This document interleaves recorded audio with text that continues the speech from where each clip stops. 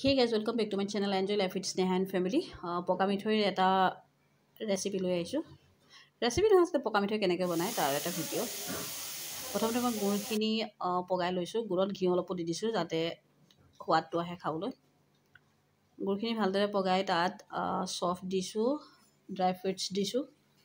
Dry fruits মানে কাজু, কিচমিচ আৰু নাৰিকল পিচি লোৱা আধা বাটি দিছোঁ। এই সকলোখিনি মিশ্ৰণ ভালদৰে কম জুইত পগাই লৈছোঁ আৰু গোন্ধ অহালৈকে মই ভাজি লৈছোঁ ভালদৰে। এতিয়া পিঠাগুড়িখিনি দি দিছোঁ তাত।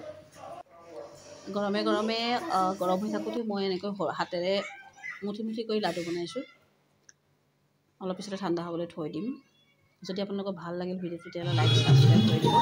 আৰু আমাৰ এই কলনীত ছট পূজা চলি আছে, বিশেষ কাৰণবশতঃ যাব নোৱাৰিলোঁ।